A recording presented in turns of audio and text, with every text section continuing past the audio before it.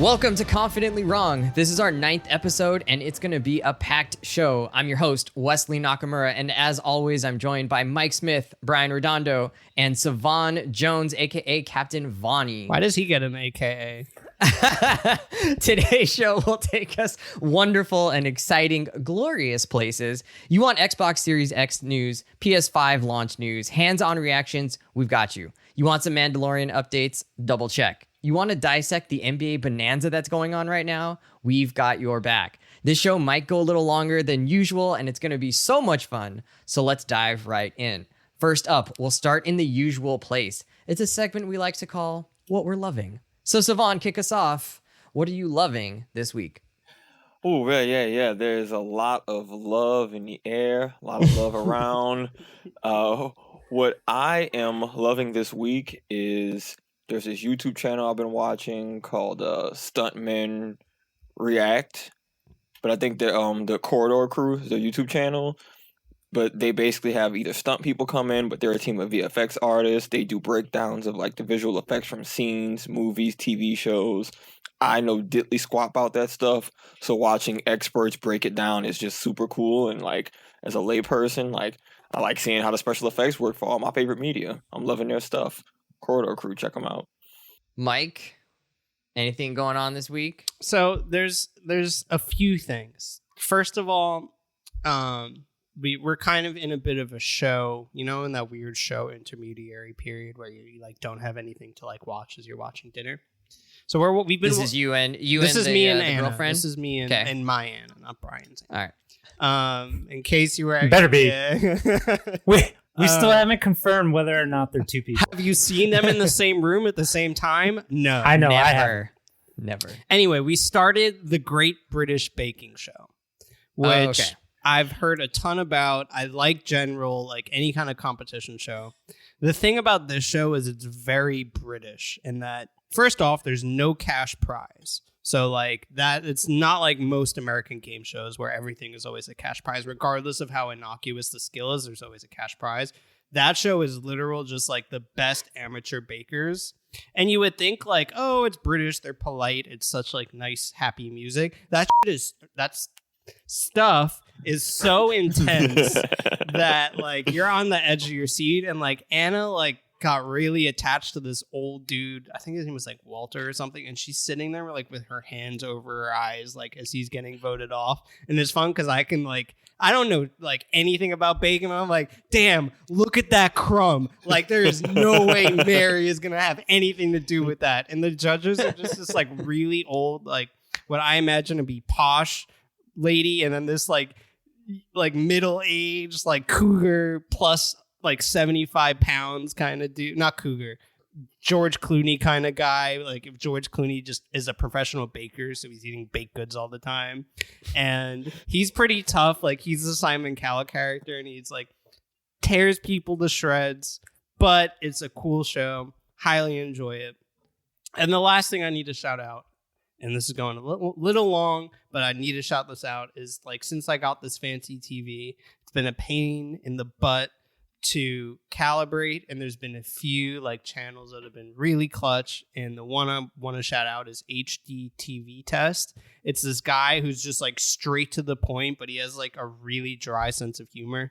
If you get any kind of like good TV at any point and you're not sure how to calibrate it, check him out. It's such a solid channel. It's like straight to the point, and it's really refreshing on like YouTube when like the first 5 minutes of a video are just people like shouting out their own channel. So HD TV Test is definitely a must see if you get any kind of good TV in the next few years. Will you watch his show without having to calibrate your TV again? No. And it's so annoying because now it's like, oh, well, this is like a darker, you know, like black point. So now I need to go in and adjust it for this thing. So it's just like you spend a bunch of money on the TV and you think like, oh, I can just like relax now and enjoy it. It's like, nope, like you go down the rabbit hole of spending more.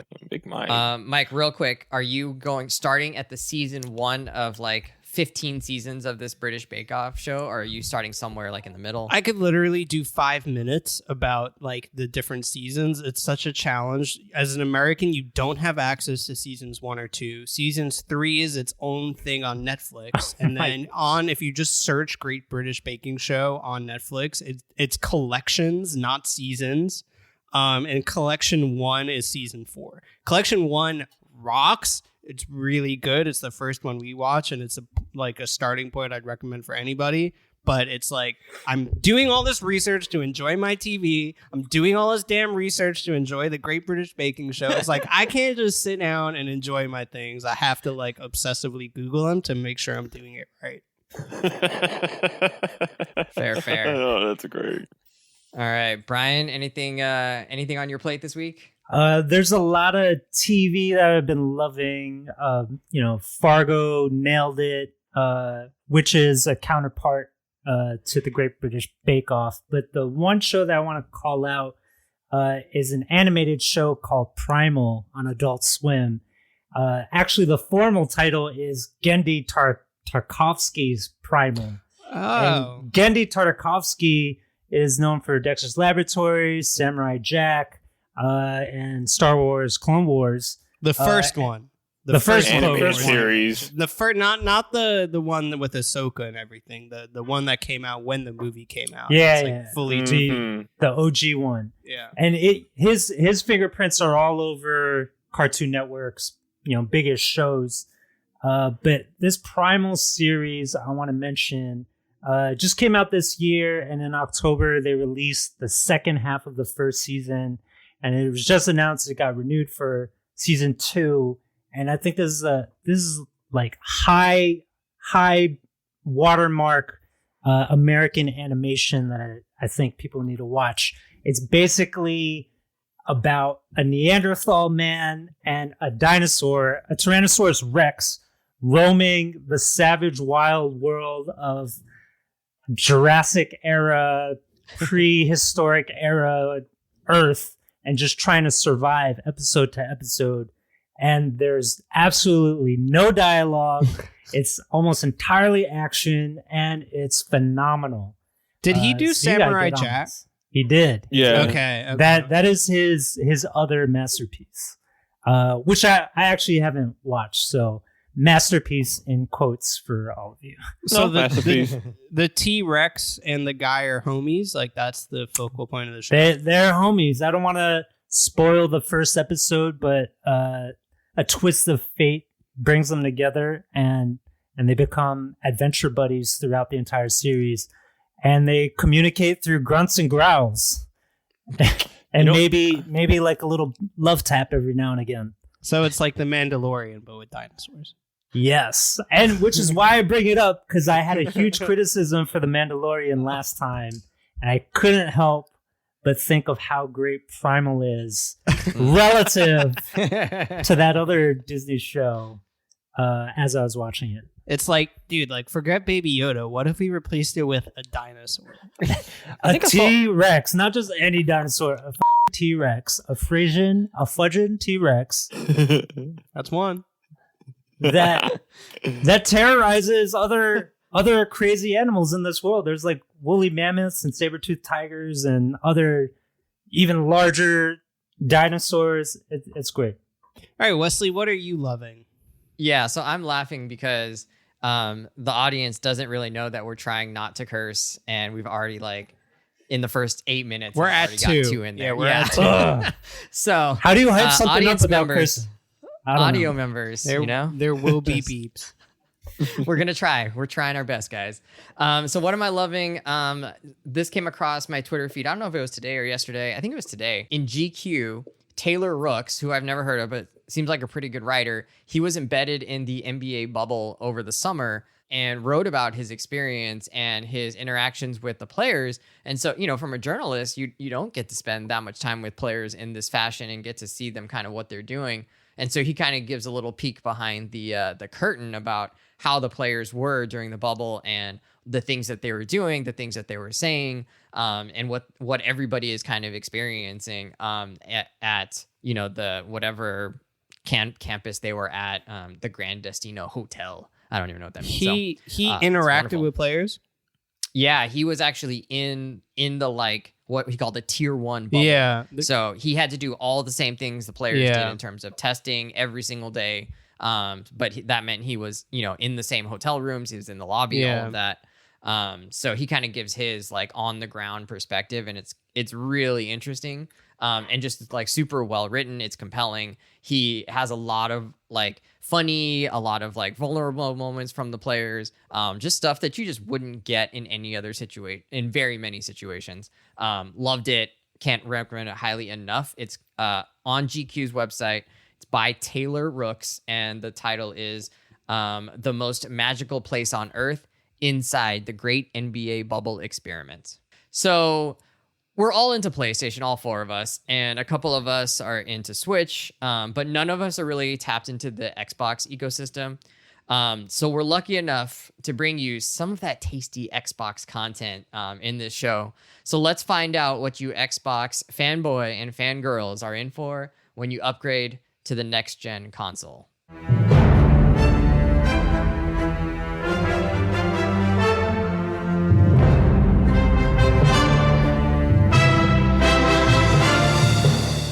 Our guest today is a friend and coworker of mine. We work together. He is a tech head. He's always got some brand new gadget to show off. So last night, you texted me a picture, and I'm going to leave out his name just for a second. He texted me a picture of this darkly stained bookshelf cabinet situation. On it is a picture of like a coffee table book of Texas rivers. If I zoom in, I can see a wedding picture looking pretty much the same as he does today, but it's like a gold and silver frame, nicely done. But what sits in front of this wedding picture is really the actual story here. You, sir, and this is friend of the show, BK, have managed to procure an Xbox Series X. And I don't know if you've heard how the PS5 launch has gone in terms of trying to get them into people's hands. But what was your experience in getting an Xbox perched on this lovely handcrafted wooden cabinet of yours? And secondly, has your wife yet filed for divorce because she's never going to see you again anyways? Yeah. Well, first of all, hello, my friends and listeners. I've been enjoying y'all's show, so I appreciate being on here. Let's see. First things first. There's no better spot to put an Xbox Series X than in front of your wedding photo, right? So my wife knew exactly what she was getting into when she married me. Yeah, she used to play Halo 2. She was a teacher also, and I would come home and she would be playing Halo 2 online. So she kind of games when she gets it. Can. Yeah, she gets it. Yeah, I was probably the same as you guys. I know y'all were trying to get PlayStation 5s, but I was like the day of pre-ordering, Best Buy, GameStop, Walmart, all the pages open, trying to, F5 or whatever, trying to get a pre-order in. No luck on either of them. And then randomly I saw that Costco, of all places, had an Xbox, and you have to have a membership there, which we do. Did Costco make you buy 8 Xboxes? Max exactly. Pack Yeah. Did you order it online and go pick it up, or was it shipped to your house? No, it's all shipped. Yeah. Nice. So when did it actually get delivered to your doorstep? I know. So Wednesday. Wednesday. So the launch was like day on was Tuesday? Tuesday. Yeah, November. Was that 11th or 10th? Yeah, I'm not as plugged into the Xbox world. Was it were you lucky to get one, or does it seem like most people who are trying to get one have been able to? I feel like it was pretty similar.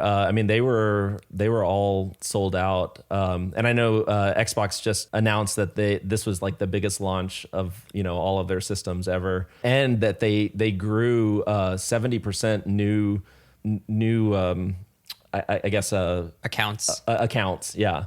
So of the launch, there was like 70% new accounts created, which is wild because when I got mine, I just log into my same account and everything transfers over. So that was kind of crazy to me to think that there's like 70% new people joining Xbox. Yeah, that doesn't seem. It seems like the people who are so hyped to get it on the first day are probably not going to be brand new. Right. Xbox Yeah. users, So I don't know how they got that. I mean, also for the listeners, BK is wearing the like most heinous like, or not heinous. It's just very obnoxious Xbox shirt going on. It's Listen, lime green with huge letters across the front. Where did you pick this shirt up? What's the story behind this? The confidently wrong staff are all very staunchly PlayStation. So I feel like I had to bring the Xbox like passion and love. And I have a PlayStation too. I have everything, you know. But no, I got this from a few years ago from the Microsoft or like the Xbox, you know, apparel store or whatever. So you've gotten a chance to, I guess, fire it up, test it out a little bit.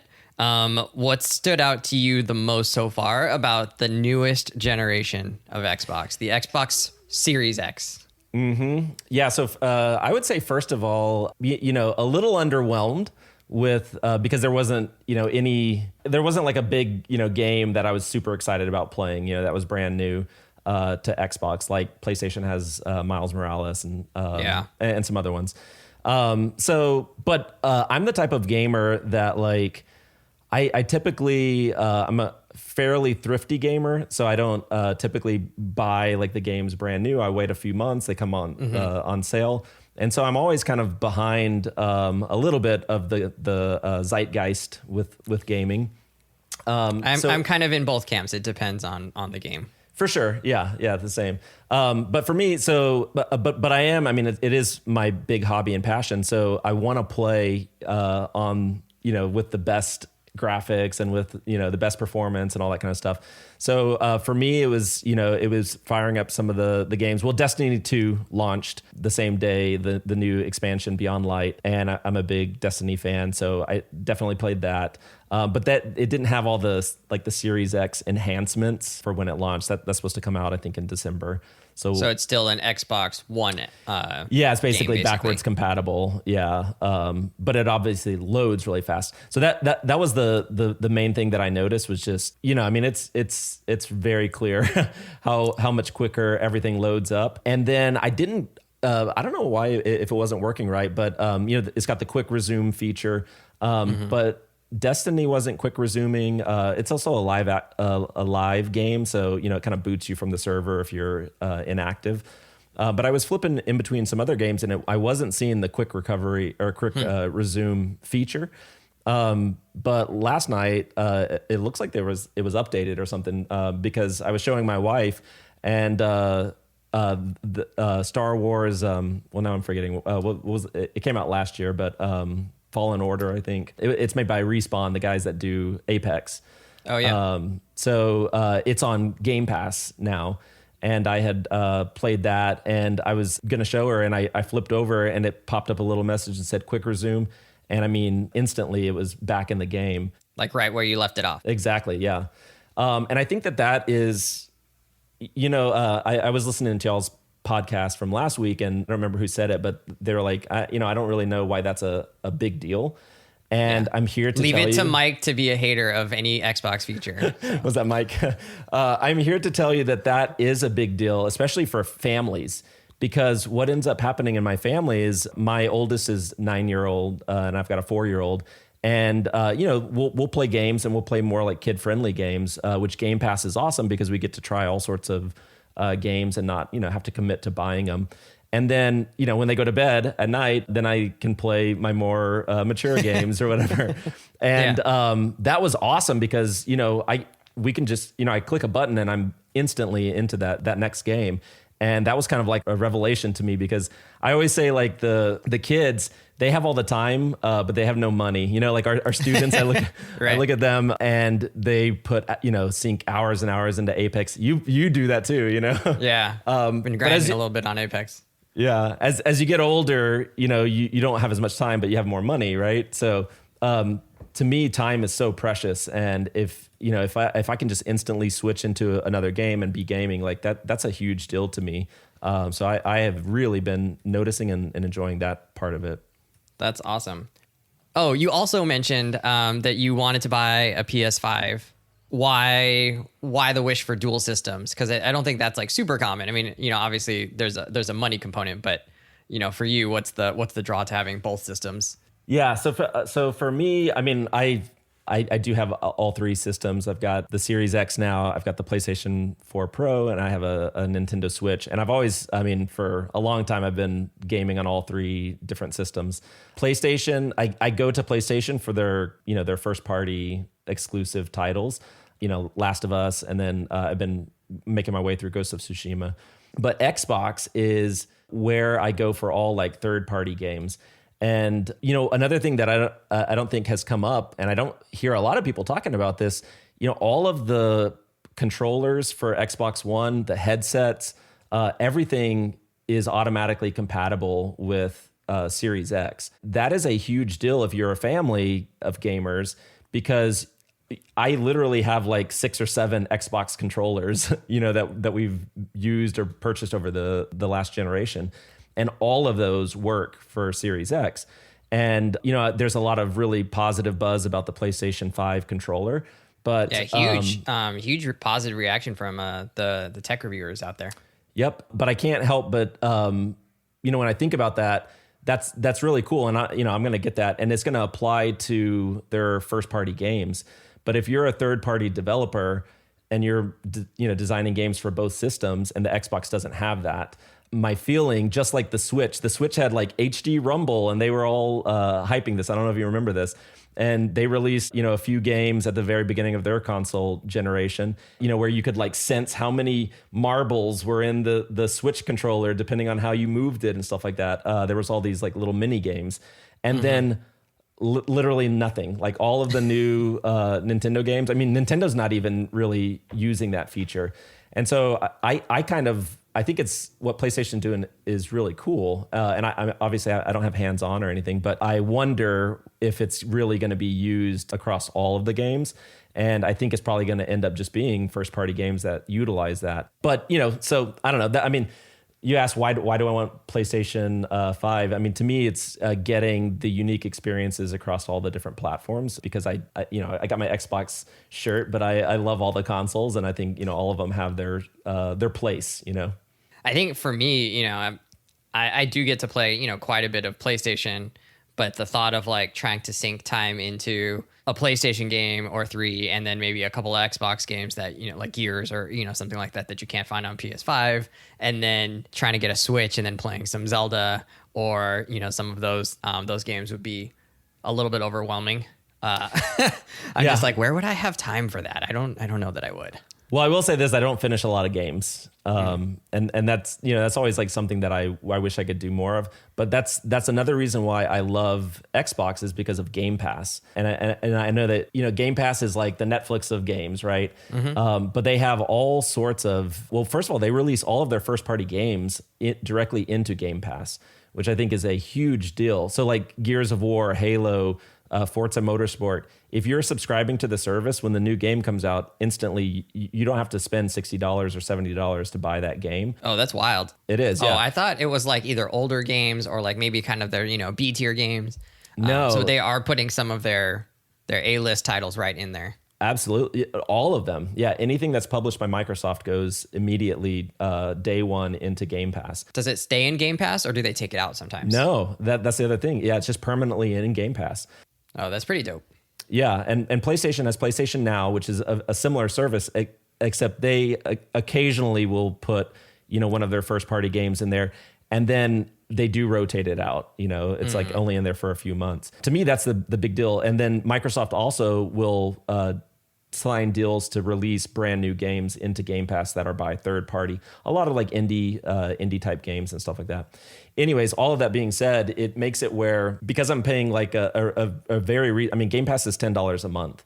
So for $10 a month, you have access to all of these games. And for someone like me that doesn't have a lot of time but has a lot of interest, it works really well, because I can just dive into a game and play it for a few hours and feel like I got my money's worth out of the subscription, and I don't feel like I have to beat the game or whatever, finish the game. So it kind of really works for for people who don't have a lot of time too. Yeah, no, I'm glad you talked about that. I've never, done a subscription service and haven't had anybody who I know who has done Game Pass. And so that's kind of a really cool perspective. I think now that you've kind of described how you use it, I'd be like, oh, that would actually be really fitting for how I game. Like, I don't like buying a bunch of games just because I don't have a zillion hours to sink into them. You know, I maybe buy 2 games a year or something like that, and the rest, you know, is just playing that game over and over and over again. So that actually might work for someone like me who wants to, you know, just like try different games out and see what they're about and have fun with them, and then not feel like I have to, you know, get my money's worth, right, by spending 50 hours, 60 hours. But, you know, obviously some of the other guys were saying they wanted to have their own game and then be able to play it over multiple, you know, months and years and come back to it. And so that, you know, then you get more value out of buying the game yourself and just having it. Yeah. Yeah. I mean, to me, when I realized that, okay, it's $10 a month for the price of, that's $120 a year, right? So for the price of 2 retail games, if you were going to buy 2 retail games a year, and Microsoft is releasing all of their first party games directly into it. I mean, I looked at my, you know, I was spending easily more than that buying Microsoft games, buying the new Gears of War or the new Forza or whatever it was. And so I don't care if I own the game, quote unquote, you know, like we're just, you know, it doesn't matter anymore as long as I have access to it. And so, yeah, I mean, to me, it's a huge money saver. Although I don't think it's really has saved me money because then I just go and buy more games on PlayStation or Switch or whatever. But yeah, it's a great service. Yeah, for sure. Well, thanks so much for joining me today. Any last thoughts as you take us out? You just got you got to keep representing the Xbox love on the show, man. And you know, Lakers are not all that. Oh, they're amazing, and they're going to be amazing again this year. No, I don't know. I mean, I just love the Lakers. Whether they're bad or good, I'm going to support them. So, well, I'm a Dallas Cowboys fan, so I am just constantly You're well aware of the up and downs. In misery. Yeah. Well, I mean, the early '90s were big for you. So yeah, exactly. We're still riding high on that. All right. Well, thanks a lot, man. Hopefully maybe we'll bring you back on for some more Xbox perspective since none of us have an Xbox. Although now that I've talked to you, I am a little bit interested. I don't think I have money for it, you know, this year, but you know, maybe a couple years down the line, it'd be nice to throw in an Xbox and some Game Pass into my life and, you know, spice up the PS4 monotony a little bit. There you go. All right. Thanks a lot, man. Thanks, Wes. Bye.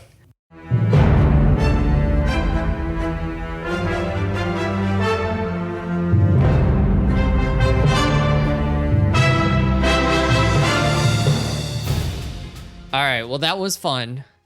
Savan, what stood out to you during that interview? First of all, I'm glad that he reinforced the point about time being precious and being able to, like, the importance of wanting to be able to switch between games quickly and all that, because like we talked about that's a big deal to me. So I'm glad that that's a thing that's hopefully going to be with the Series X. Didn't think about the backwards compatibility point about the controllers, especially having like kids. He clearly has a gamer family. That's not really my reality. So he made a very one day. No, but he made a really good deal. Yeah, he made a really good point though about how like we know that the triggers for the PS5 controller might be something that's more niche for certain things. Valid point, but yeah, man, if you got a bunch of kids, just having an extra 6 controllers that you know you don't have to buy that are going to work with your Series X, like that's literally hundreds of dollars in value that you're saving. And like, I respect that. I mean, he made some valid points about like the Series X, like good stuff, you know. That was my main takeaway out of all of that, was the hardware thing. And I think in a way that's kind of indicative of the whole like route they're going with this console generation. Because I remember like reading some post on Reddit about the PS5, and it was like, is the PS4 controller going to work with the PS5? And every comment was like so grating. It was like, no, you idiot. Like, they want you to buy a new thing. What kind of business practice is it to allow you to use your old stuff to like work with the new thing? And I was like, oh, that makes perfect sense to me, like in my like consumer capitalist self. But hearing him, and like, by the way, like that's great, and he did a fantastic job. And I think like I understand a lot more about someone that would want that Xbox generation. But hearing about like the hardware and kind of the Game Pass like really makes you understand like why they went the route they're going to. It's full accessibility. It's like full volume. Like, we're really just trying to get as many people onto our thing as possible. So like, we're going to make it as accessible as possible. So it's like you can play like new games, but you don't even need to buy the new like accessories. It's like you don't even need to spend $70 on a new game. Like I just spent $70 on Demon Souls, and like I'm probably not even gonna finish it. And he's just dropping $10 a month. And the quick resume, even that, like this whole like ecosystem they've created just seems to make a lot of sense for someone like him. And the main point also was that he has both consoles, but if it's something that's cross-platform and on both, he's going to play it on Xbox. And I think like that is the biggest thing to take away from that, is that it's something like fully geared towards accessibility, and it's clearly very thoughtful on Microsoft's part, and it benefits someone like him completely.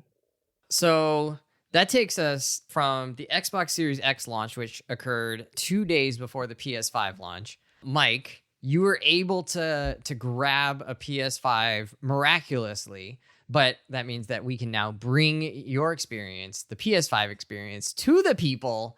Mike, can you break it down for us? What is it like having the hottest consumer electronics item on the planet day one? So a few things about that. First off, out of everyone I know that games, which is most of my close friends, I'm literally the only one that's been able to get a PS5. We all tried and failed. Everyone, multiple. You know, like, shout out Curry. Like I've been helping him. Like he's like on a Discord like about like all the drops and everything, and it's just like impossible. So shout out to that. Secondly, I don't know what the reverse of a shout out is, but before I can talk about the console, like we need to talk about scalping and like bots. And it's almost like PS5 news right now is irrelevant compared to the fact that like everyone I know wants one, and there are just people that have like 20, 30 consoles selling them for $900. So like just a shout out to everyone on the receiving end of that, and the people that are doing that. You should look in a mirror and really think about your life. But the console itself, I'm very lucky to have it, and it's been a very interesting experience so far. So I got it a week after I upgraded my TV, and I kind of wanted to upgrade all of it at the same time so I can kind of take advantage of everything. I'll start with the graphics. You can't really tell the difference between 4K and 1080. And anyone that says you can you can't. And Donkey did a great video like where he like posted like half a screen was like, this is 1080 and the other half is 4K, and he was like, can you tell which is which? And it turned out the whole thing was 1080. What really does Wait, who is that? Who did that? Video Game Donkey. It's a really huge channel. It's hilarious. I think he's really funny. It's kind of like an absurdist take on video games. He does like reviews and things like that. It's an absolutely massive channel. It's really good content, but if you're not into the absurdist thing, might not be for you. But so that's the graphics. It's if you have a great display and you have the PS5, you will see a difference, especially if you are coming up from maybe a regular PS5. You mean coming up from a regular PS4? PS4. Any form of like significant, Okay. like I have the smallest form of upgrade. Like I had a PS4 Pro on a decent TV. So like the TV's made quite a bit of a difference, and the PS5 has made quite a bit of a difference. But the graphics is the smallest jump. And that Donkey video also like really did a great job of like really making you think like maybe you and Brian remember like the jump to like 3D gaming in like Nintendo 64. Not to like age shame you or anything, but like I was 6 years old. we remember. That was a great period, man. I was 6 years old. Like this is not like if you're jumping in and expecting like it to look that much of a jump, you're gonna be disappointed. So when BK said like he was a little underwhelmed, like when it comes to graphics, that's how I kind of feel. Like it's solid, but it's not huge. Now, there were some moments in Miles Morales and Demon Souls where things look photorealistic. It's live gameplay and it looks like it's a picture. That's pretty crazy. And some of the high def really does kind of like pop, and it is a step up. But if you're playing fast-paced games, or you're actively playing games, you're not going to notice like those really tiny things. Now, it is an upgrade, but, just to hammer it home, that's not what you're kind of buying into the next gen for. What you are buying into is the performance of these consoles, which is really if you're paying attention, it's a complete game changer. The loading time on both of these, in my understanding, with the SSDs is crazy. So I'm playing Demon Souls, which I'm horrible at. I'm probably going to give up. But I die every 5 minutes, and the loading times are like 5 seconds. Like Ghost of Tsushima, which is even a PS4 game, like it's handling even better. Miles Morales, like, and you talked about this, you shouted this out months ago, Wesley, and I'm gonna lift that up again because that was a great take. Was that like there's literally an option to put in a cutscene for fast traveling, because the fast travel is so fast that it can be kind of jarring and it can kind of take away from the experience because you feel like you're just jumping from place to place. So did you opt in? No, hell no. You don't want to see him on the subway? No, Wilson does not care about the immersive experience. I mean, it's really crazy. And like the loading times and the fast travel times and how fluid everything is, that can have a huge impact on the game. So like Demon Souls, which is frustrating to begin with, because like I can just like die and be back playing again in under 5 seconds, like that completely changes the way the game functions. So that's really cool. Would you say that is about what you expected in terms of experience? Has it been like that exceeded, because you can't really like anticipate that, because if like my PS4 at the end of its life was so slow, dude, like getting into a party took like, and Savan knows this, like, and this is happening to all of us, like, and I had a PS4 Pro and joining a party would literally take a minute and a half.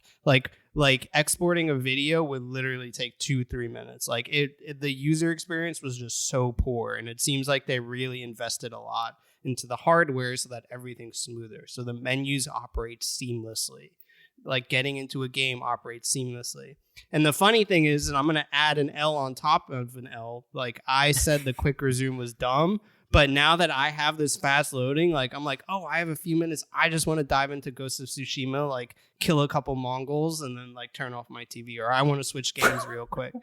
So it's like you're getting a side eye from Savan. The bloodlust is coming out. Kill a few Mongols.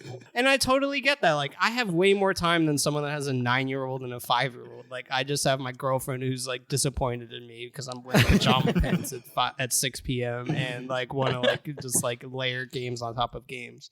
Living the life. But the last thing that is noticeable, most people are not going to notice 1080p to 4K, but you will notice 30 frames per second to 60 frames per second. And the ability have on the Pro, you did have the ability to bump up frame rates, but the ability to have 60 frames per second with base 4K, like I know I said you can't see the difference, but it does create a bit of a better experience, and we're going to get games that go up to 120 frames per second. So essentially, and I think it was like Marquise Brownlee that said this, is like you're paying for like a future-ish proof console that's like way cheaper than an equivalent PC would be for those first-party games. So if you're someone that like plays PlayStation a lot, if you're someone that like likes a smooth experience, then it's just like those things are really huge. Like shout out to like me and Savan, like we play like Warzone with a bunch of different people, and the console has now become a huge limiting factor for that kind of user experience, and that loading takes forever, joining a party takes forever, exporting videos takes forever. So the console highlights. Yeah, like so we have highlights, and we do like we're killing it. I'm almost at 60 wins, but it's a much smoother experience. And the last thing I'll say is like I had like Anna play Bug Snacks because we're talking about goddamn Bug Snacks. And it's like she's not interested. Oh no, I'm sorry, it wasn't even Bug Snacks. It was Astrobot, which I'm not even going to talk about Astro's Playroom. Astro's Playroom. And she would die all the time, and you load back in with no loading time, you know? So for someone like that, like the seamlessness of the experience seems natural, and it's like this is the way it should be, but that really just makes playing on the PlayStation 5 that much more engaging. When you take out the load times, when you have like these adaptive triggers and the controls, it's just it all seems a lot more natural, and it all makes things make a lot more sense. So it's not a huge jump forward where you're going to be like, wow, this is amazing. It's almost like most of the improvements are things you don't even notice. It's things that you feel like should have been there to begin with. So it's like if you go into it with tempered expectations, you're going to really like feel what next gen is. But if you go into it expecting like it's going to be like Ready Player One and it's just going to be like full immersive, like, you know, it's in every corner, it feels like a next-gen experience, you're going to be disappointed. But what I think they aim to do and what is clear Xbox aim to do, it's just I think on both accounts, they've really accomplished their goals. And it seems like hearing that BK interview and like kind of what I've gotten out of it, it just seems like it's a really worthy upgrade right now. Important question. I like it. Better game, Miles Morales or Astro's Playroom? So, and I somehow like didn't even mention the controller, and I'm not going to go into a whole thing, but the controller is the one thing that is immediately jumps out to you is like unique. And Astro's Playroom takes advantage of the controller, so it uses the adaptive triggers in a really way. Like you'll pull it down halfway and it'll stop, and then you have to push it through that to like reach up to like grab the next rock. Miles Morales, it doesn't really take advantage of it, but playing that game in 4K, 60 frames per second is really cool. And if you put it in the fidelity mode, you get that ray tracing, which is kind of like, it's cool. It's kind of like, I don't remember if you remember at the beginning of PS3 where everyone put lens flare and everything. That would probably stand out to you more, Brian, if you like work in like video editing, where everything, it was like, oh my God, the most dramatic take in like a movie. So it's like it's cinematic. Yeah, so there's like things with the ray tracing, and if people don't know what it is, essentially the consoles can now generate individual light rays, so it behaves how it would. So like a reflection in like a really smooth ground would be a reflection. But there are instances where it's like I'm looking at the ground and the light reflection is brighter than the original light source. So it's like, all right, that's cool, it's dramatic, but like let's tone it down a bit. That looks really cool. And it can, like, when the lighting on characters behaves naturally, like, it does create a bit more of, like, an authentic feel, like, and that adds to the emotional moments of the scene. So, like, some of those Miles Morales cutscenes and those peaks of the stories, like, really feel impactful because it just looks that authentic, which is kind of, like, why the graphics of Last of Us added to that. And we kind of touched on that. Go listen to our Last of Us episode if you haven't already. But all of that to say, you got to go with Miles Morales. I mean, it's a great Spider-Man story. They've added to the last game in a really great way. And it is a really great entry point for the PS5. Next question. I don't have a question, but I do have a comment. Everything you're saying about how gaming is completely disrupted by all the load times and the antiquated technology of the last generation makes me think about how gaming has fallen behind the rest of the technological world that we live in, where we get new web apps that auto update. We get new phones, new OSs, new computers all the time. And so everything is much faster. Internet is getting faster. We're going to get 5G soon.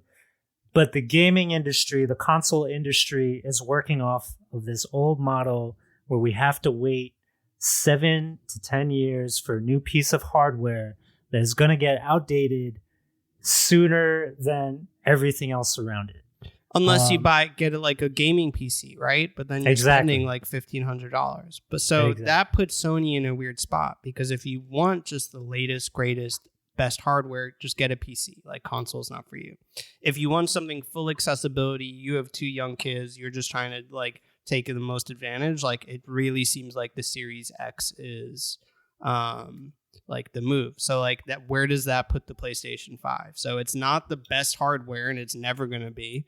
And it's also not the most accessible. So it's kind of like the first party games are obviously a big draw. I guess the controller is a big draw, but it's just interesting. It's like, it's still they said that they expect 75% of people to buy PS5 that will be coming from PS4. 75%. So it's kind of just like, well, what are they really going for? And it just seems like they're doubling down on like the smooth first party experience that all seems to work really well. It almost strikes me like an Apple product. It just seems like everything works well together or works smooth. It's all about that user experience. And it's just like when you buy into one part of that ecosystem, the other parts really seem to make more sense to you. Yeah, that's how I feel. I mean, like when I get a PS5, I'll be able to transfer all my PS4 games, some of which were transferred from PS3 content. There's continuity. Like, I mean, you summed up exactly why I'm still going to get a PS5. Like, I have a PC that I can play games on, but when it's all said and done, I'm a part of the PlayStation Sony ecosystem. All my homies play PlayStation. All my games I've invested in a PlayStation. So I have little incentive to switch out. So, yeah, and the first-party games are like, the first-party games are enough to engage me to where I'm like, all right, well, I don't feel like I'm missing out either. Like, that's a good sell.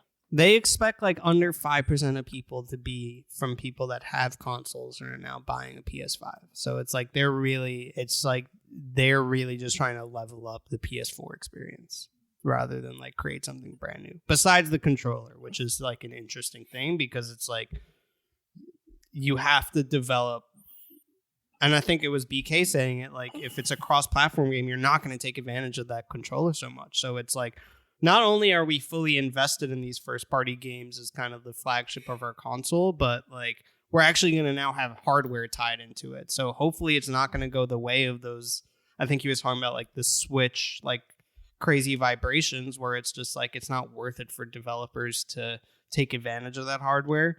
But you can't really imagine that happening with how much they invested into first-party games on PS4 and how huge those games were for the console. So it's really hard to, I think, judge right now. But the day-to-day usage of the console, and I'm going to keep like hammering that point, that is what feels next-gen. Not like the graphics in a moment or like anything that it can do. It's just the small things really add up to be a much better experience. Yeah, it fits better into your lifestyle. Yeah, but not as good as the Xbox seems to. So even after listening to that interview, I'm like, well, what am I doing here? Well, if you decide you don't want that PS5, holla. Yeah, well, I mean, that Game Pass That's actually sounded really cool for someone like me. I didn't know right? it was new games. I think Brian's question, though, is important, right? For them to figure out, are these long generation cycles worth it? For them, right? Like on the plus side, you get developers who can get really comfortable with like, how do I actually maximize and utilize these consoles? And I know that every person playing this game is going to have a great experience or the same experience at least.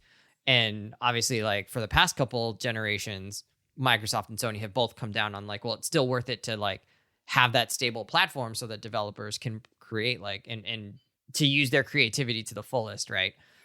Now, does that change though, right? Because like you said, right, a new iPhone comes out every year, and that doesn't necessarily break old iPhone software, right, or old apps. But they never market it as from the lens of accessibility, or you can use all your old devices. It's always like, we have this new feature, you're gonna want this new hardware to use it.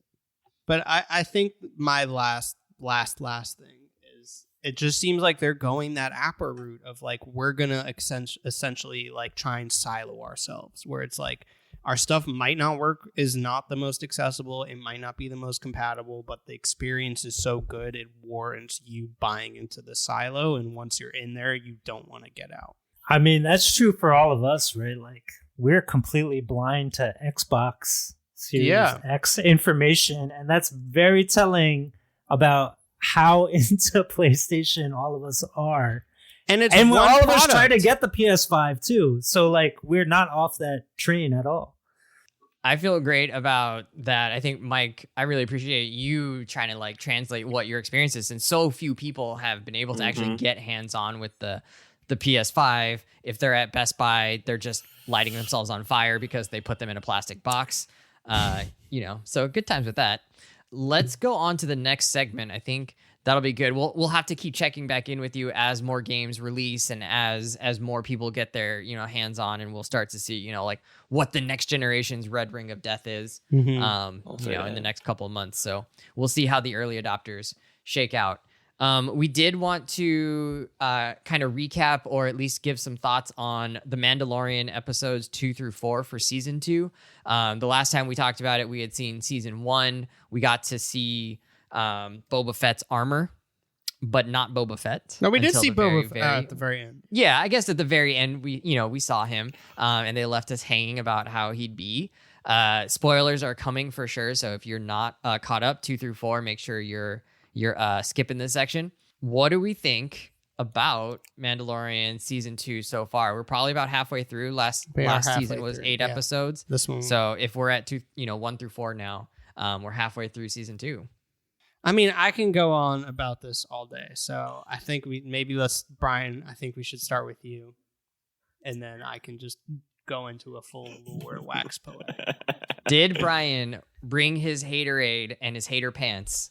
So last night, I wanted to watch episode 10 of Fargo, but I knew that we were going to record this podcast. Wow. I needed to watch Mandalorian season 2, episode 4. Proud. Committed. And I like this kid. I mean, I told Anna, my wife, my Anna, not Mike's Anna, I think. And I'm like, we got to watch this. And she's like, are you sure? It doesn't sound like you really want to. And that is kind of how I am feeling at the end of having watched episode 4, that, I enjoy Mandalorian to some degree, but it's not something that I have to watch every week. And I do feel like it's that show that I can do other things during that show as it transpires. Truly couldn't possibly be me. Which is the way that Wes described Legend of Korra, and I am so aghast that he would make that kind of assertion. Yeah, I did not like that. That is sacrilege, and I know now I am committing Star Wars sacrilege. So But I just can't. From episode to episode, like, they're sort of interesting. I sort of like the characters. Wow. Like, there's seen tidbits of lore that are fun. I like this whole idea of, like, it hurts. harvesting the child's blood and whatnot. That's cool. But at the end of the day, I just really want some characters that I feel 100% like I want to be with them through their story through and through. And the show has not gotten me there yet. I'm actually switching sides here. I'm actually kind of starting to get into Brian's camp after 4 episodes of season 2. Now, I do think they have 4 more episodes to land the plane. But right now, I am with Brian. You're not even super... Are y'all excited for the next episode? I don't know what it's about. What is the next episode? Do we know what it's about? Do they hint at it? Yeah. All right. So my question for both of y'all is: have you seen either of the animated shows? No. I have not. Oh, well, that's a fair. So that's gonna be. So it's interesting because last time we were talking about, they've done such a good job of catering to people who are into the lore and people who are not into the lore. I'm more into the show than I ever have, and y'all are kind of waning from it. So, Sivan, I don't know how you feel about it, but for me, it's like they have taken it in the direction where it's clear, like they're way more now being direct about bringing it into the lore. So before I go into it, I want to hear what you have to think about it, Sivan. So it's funny. Every time you say the word lore, you owe me $5, Mike. Every time. Add it to the hate that cursing word. track. No, but it's funny, Mike. When I was texting you the other day, that's actually what I wanted to bring up. Was I was texting Mike after one of the Mandalorian episodes, the most recent episode, or like the more recent ones, and I think that this is similar to like how I think it might be hard for some people to get into the MCU, where to Brian's point about characters he wants to connect to, they're showing all these cool characters and hinting at them, but the only way you can appreciate them is if you've already consumed previous media. So like Boba Fett appearing has weight because if you watch Clone Wars, you watch Boba Fett deal with his dad dying, all the crap that gets him to that point. So it's like, oh man, I'm invested. Same with Ahsoka. Same with Bo-Katan. Like, these characters have had meaningful development, and that's dope. And we connected to them, but it's not in this series. So for me and Mike, dope, the connection's already there. And I think for a fair amount of the audience, that connection is there. But clearly for maybe like Wesley and Brian, for y'all two, there's no connection. There's no pretense to that relationship that you and the other viewers have. So it literally just looks like random pop-up characters, and there's no, and then we've talked about how the Mandalorian he's intentionally done as like a minimalist character to see other people's stories. But the problem is that a lot of the character stories, you had to have watched previous media to have seen the story. So it's like, I guess like the MCU is the appropriate comparison, because I know people who saw like Infinity War, Endgame were like, oh, I don't really get it. Like, it was fine. And like for like people that love those movies, it's like in some of those moments, like literally just Thor appearing out of nowhere and you absolutely lose your mind, And that's the same thing with the Mandalorian. So it's like, I don't need to build the relationship with like Bo-Katan, because like I've seen her in Clone Wars and I've seen her in Rebels. So like, as soon as I saw that armor, and I like live text each episode with my friend Kari, like we watch them on the Disney Plus party feature, which is a cool feature that anybody that's interested in like sharing that content should use. But like we both freaked out as soon as we saw that armor, because it's like we knew who that character was and what she meant for Mandalore as a whole. Same thing when like at the end of episode. At the last episode, or episode 3, when Bo-Katan was like, go find Ahsoka Tano. I absolutely lost my mind, because I've watched Ahsoka in all of Clone Wars, and then like when she's just an amazing character in Rebels. So like I've been like waiting for this show to kind of like begin to dive into the L word of Star Wars. But then they didn't even give it to her she didn't even show up in the next episode. No, she didn't. But we always knew. Why are they just teasing us? Always knew this episode was going to be a side quest. And this is what I texted Savon. I was like, we were expecting it to be like a frog lady side quest, and it was not at all. Like that episode like really showed the motivations of what Giancarlo Esposito's character is doing. So they're trying to like farm the blood. And when they said M count, like I think I texted you that, Savon, too. Like now they're bringing in midichlorians, and like they're really getting into like the L word of the prequels and everything. Mythology. We could go with the mythology, the Star Wars mythology. So it's like that episode absolutely blew me away. It was a 30-minute set piece that also progressed the story. Like, it's really interesting to me that like that is the episode that lost y'all, because it seems like that's the one that drives the story the most and has the most action by far than out of any episode. But it's like that I am more excited about this show than I ever have, and I think like now we're going to start like really like it's just going to be turned up to 11, I think, on all accounts. So it's interesting that it's boring. Yeah, so this is a bad take on my part, and I will fully own it. It's like when I'm watching The Wire, like season 1 and season 2, I mean, I don't know how many episodes there are. It's like 10 or 14 or whatever. It's not very many. But like the first part of the series is so hard to get through, right? Like, you're just watching them do nothing, be idiots, and like not do anything, and they're just like not they're not interesting, or they're not redeemable, I guess. Maybe not, they're not interesting, but none of the stories seem to match up, right? Like, you're just introduced to 40 characters all at once, and you don't know who any of them are. And like by episode 6, 7, 8, or whatever, 9, 10, the last few episodes, it comes together, and it really like pays off, and you like appreciate the buildup and the way that they did it. So I think I'm trying to give it more chance, because I'm like, yeah, like this could actually like all come together. But I'm on Brian's thing about like the first few episodes of this season have really been like just, yeah, here's a random character, here's a thing. And then they'll like, they'll tease you a little bit about something that does seem to point to the bigger picture. And like, I've kind of had you guys fill me in on, what is this Darksaber business? Who is Bo-Katan, and what's her relationship with Mandalore, the planet, and also, Mandalorians in general. And like, we're starting to see, the smaller pieces, but the fact that we haven't got to what is the actual conflict or thing happening here, and he keeps saying I've been quested to like, but we have take Baby Yoda to the Jedi, but we don't know the stakes.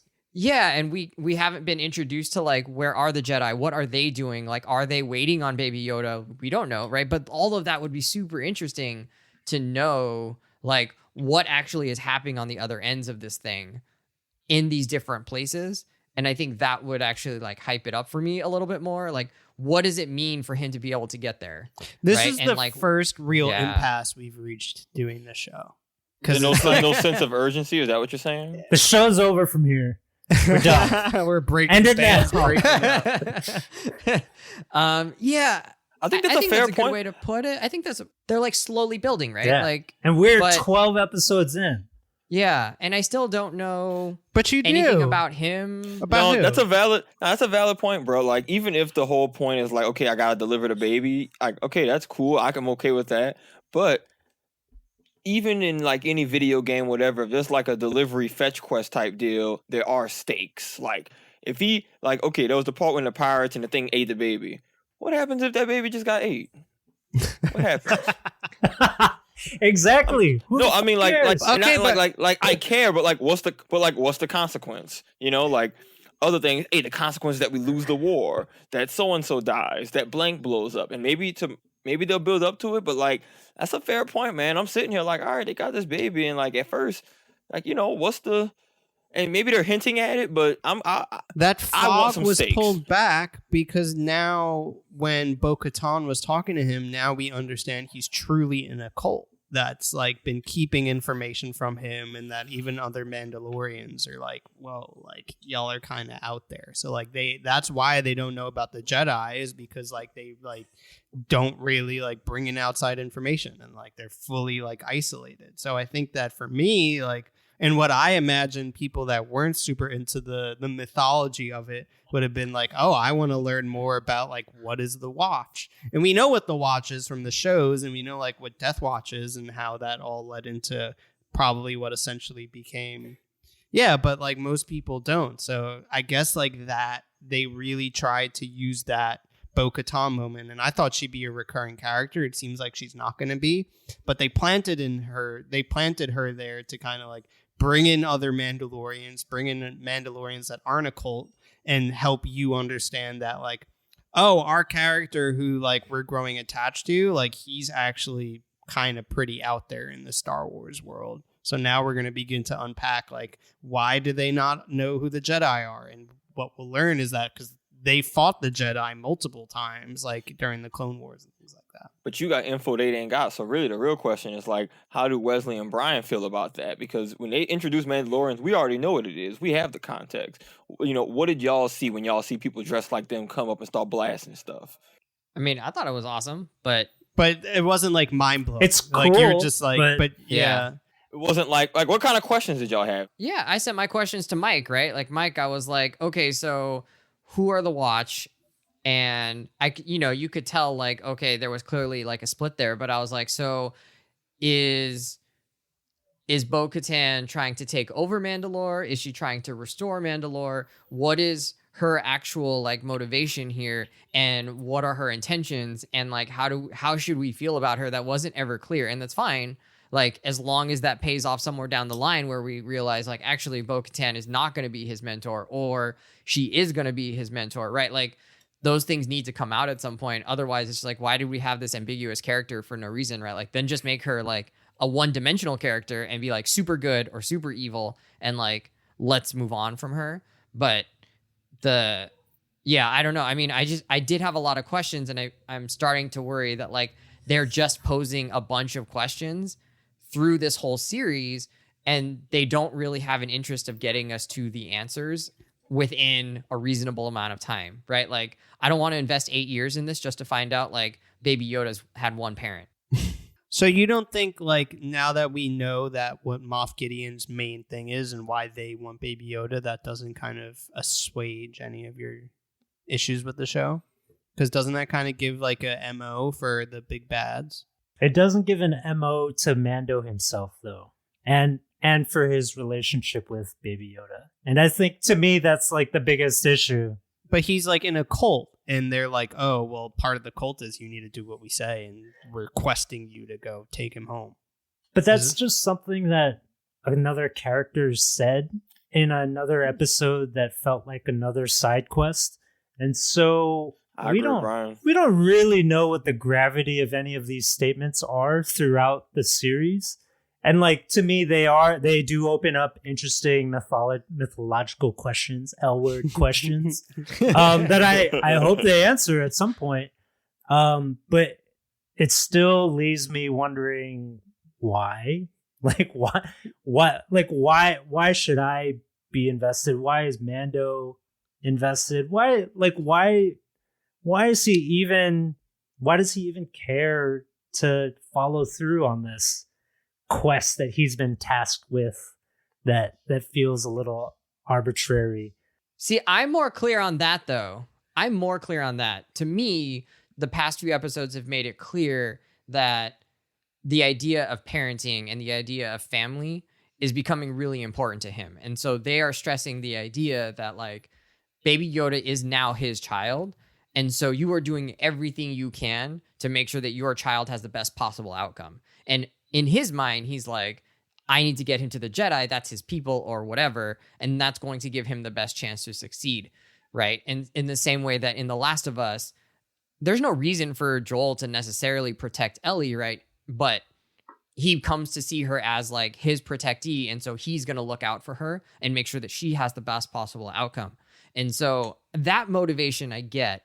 But Mike, you asked about like, well, do I understand now like Moff Gideon? And I don't think the answer is clear. Like, I don't understand. I mean, even I was like, so what are the people in the Bacta? Are they going to be in the suits? Are the suits robots? Are they, and then the other part is like, what is his end goal or his game, right? Like, he's obviously part of the Empire, but he's wielding this dark saber. So is he, also like part of this other groups, like either the Sith or Jedi or not, right? And then what's in it for him, right? Is he just trying to run something selfishly for him so he can profit? Or is he more of a religious zealot and he's trying to bring peace and order to this area of the galaxy? Like, none of that has been made clear. And like you said, we're 12 episodes in. And so I think it just feels like it's not quite coming together yet. And it may still do it. I'm just starting to feel like, even the frog episode, man, like I rewatched it again today and like I was like, like this episode is super boring. It's 2 or 3. So the second one, the one with the frogs, is the most where they got attacked by the spiders. Yeah, I rate that one pretty lowly. This most episode, and we can get out of this after this because I'm gonna burst into tears while y'all talk about basketball. The most recent episode, do y'all like rate that above average? Like, if you like thought about the average for every episode, is that an above average episode or a below average episode? I thought it was about average. Yeah, I thought it like was. I mean, I liked it. It was good as an episode. I'm at like 9 out of 10. To me, that's the best episode of the show. Period. But I think the episodes build off of the previous ones, which can like heighten them. And for me, it just, it's another episode where it lost steam. But I mean, I guess I like some of the tidbits that they hinted at. But that's all it was. It was tidbits. It's like they ran into a base that was like supposed to be unguarded or like old. And then they ran down a narrow hallway, shot a bunch of stormtroopers, found out that actually it was like a lab, but we didn't really get to see the lab. We just saw people in back to chambers or whatever, the water chambers. And then they ran away. Do you feel like it's just another side quest? Is that what your takeaway from the episode was? Yeah.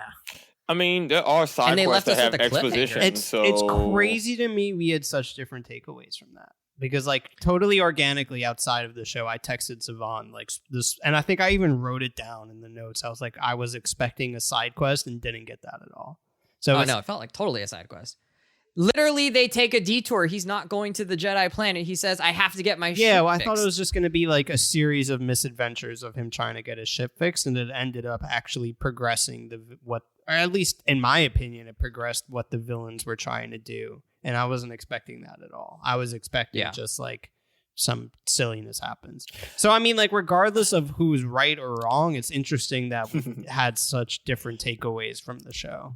Yeah, in typical fashion, it was a side quest that had a lot of exposition in it. You know, like, I'm serious, like, because you're right, it was like it was the definition of a side quest, but it turns out to be that side quest that also hints at some bigger things. But in the end, it was still its own thing. Like, that information was cool to us as the viewer, but it doesn't really change what the Mando has to do or his day to day or his status quo.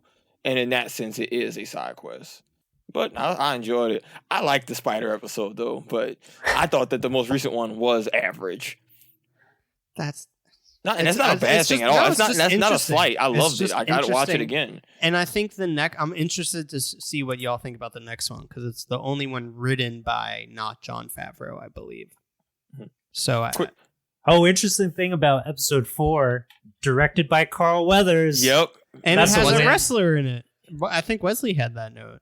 Is a wrestler in it? Isn't Sasha Banks a wrestler? That's episode 3. Yeah, so she's the other Mando. She's one of the Mandalorians. Oh yeah, okay. Yeah, so Sasha Banks, I don't know anything about wrestling. I just knew that she was I looked her up because I was trying to find out who the other two were, if they were anybody, special. Casca Reeves, I think she's a new character. I don't think she's been in anything before. And then the other Mandalorian, the guy Mandalorian, his name is Axe Wolves or Wolves, Woves. Wolves. But yeah, I mean, I don't think they're gonna end up being like big characters. Wait, but okay, you said that you don't think Bo-Katan is gonna be a recurring character. I mean, I kind of take that back.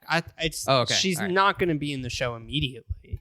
And I mean, but yeah, that's well, I mean, the she same didn't thing appear in for the next Boba show. Fett. But she's clearly after the Darksaber, which means I think so I feel like she has to come she back. will come back. And if this show is going into the direction of diving into like the Mandalorian culture as a whole and all the different clans of things, then she'll definitely come back, because I think technically she's the one entitled to the throne. And that's the thing, is that like, even I love the mythology of Star Wars, and keeping track of all these Mandalorians and all their different clans, it's like Game of Thrones. He can remember not to say lore, but he can't remember not to curse. God damn. It's in the Bible. It's hard, and it's like I had to look up, like, because she's been in 2 shows, like 8 seasons, like it's hard to keep track of. So can I add one quick thing, because I'm gonna cry. No one liked episode 2 with the spider planet. I want to say I loved it. What'd you like about it? Savon just loves frogs.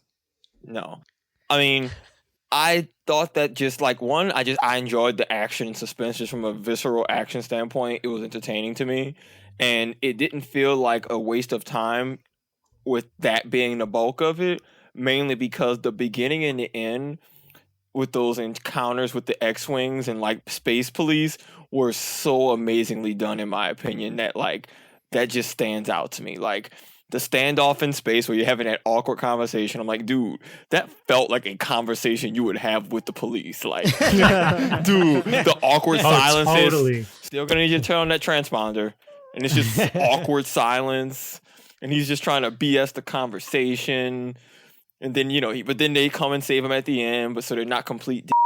Oh, but dang it, I was doing so well. I actually did think they were gonna die, or not die, but I felt the anxiety of them being cornered in at the very end of that episode. So I do agree with you that it had its moments. I think it's just where it came in context of the larger story, kind of killed it. Yeah, I can get why someone wouldn't enjoy it, but I guess I just enjoyed how they were really portraying the New Republic and them still doing their jobs, and they were still cool, but then they were badass. Like all right, well, you weren't a complete butt during that that prison break, which to me I liked because it tied the larger. We talked about how it means him not being a villain, being mean paid off for him. Like, I appreciated that, even though someone probably doesn't just want to watch spiders chase them in the ice for 40 minutes. Like, I can understand why that's not what someone wants to see. If you want to see that, watch Primal. But I just love that. Yeah, that was just a high point of this season for me. The encounters with the space police. Savannah is very in tune with That's a whole nother fictions show in the of works, man. police. That's Disney Plus 2021. Disney Space Star police. Wars cop. God. Tatooine 911. Mando spends a lot of time in pubs for someone who doesn't take his helmet off and can't drink. He drinks under the thing. Oh, watching did him show eat that, soup, but- that was terrible. super Does he have to weird, do yeah. that every single bite? Every Yeah. It is single the sip? way. The logistics of this are just horrible. Man, Well, he's he got to could- be he can real take- thin. They can take it off if there's no living thing that can see them. But Yeah. just baby lip. He eats I want to alone. say two things. One is more substantial, which is I do think, right, this unveil, like the different ways we've been exposed to Mandalorian culture and history is cool. I wish there was more of it, I think is what I would say. But right, the fact that, and I think Mike, you talked about this earlier, right? They take their helmets off right away. And he's very suspicious of them because he's been told his whole life, right? You don't take your helmet off. And so we're starting to learn that like there's different factions of Mandalorians. There's different like experiences of being a Mandalorian, and there's different ways to do it. And so it's not just like, oh, all the what was the planet where the people made the clones? Right? Camino. Tall, skinny white. Camino. Right. So they're, I mean, we don't get to know them. So we just assume they're all these like scientists and weird spiritual creatures. So it's cool to see that like, hey, we're going to actually dive into this culture, this people is actually a diversified. It's not monolithic. Right. And I do wish we got more of that. And I hope they're going into that. So that's my substantial comment, I think, about this. Right? And then it'll get Brian what he was talking about, which is he said last episode that Mando is probably going to we need his face to actually be there, right? Like to really connect with him deeper. I mean, my guess is they're going to that place, right? Like probably the last episode, he's going to take his helmet off and we're going to be like, oh, what a big moment. And he's going to like leave the old way behind in some way, right? Or his way behind.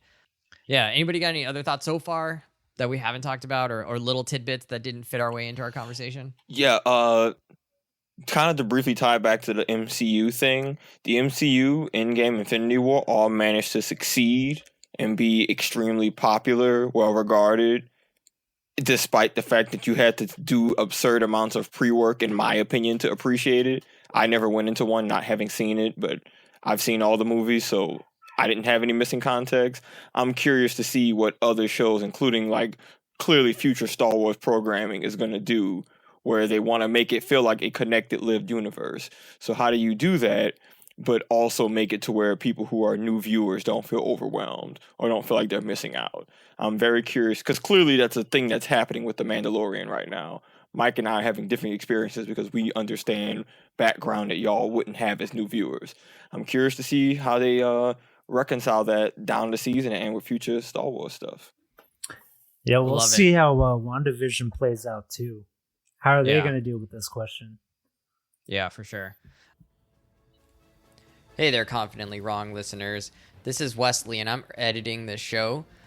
I'm actually going to make the decision to take our NBA free agency discussion and release it as its own side bonus content episode. So go ahead and look for that in the feed. We'll now go ahead and fast forward through that and get to the rest of the show. Returning now. All right, anyways, so that wraps up our show, Confidently Wrong. This is episode 9. You can find us on Instagram and Twitter at confidently_pod. Thank you to BK for being our guest and giving us a little window into the Xbox world. Leave us reviews, all that good stuff, and have a happy, safe Thanksgiving, guys. Don't get COVID. Wish your families well, or whatever you guys do.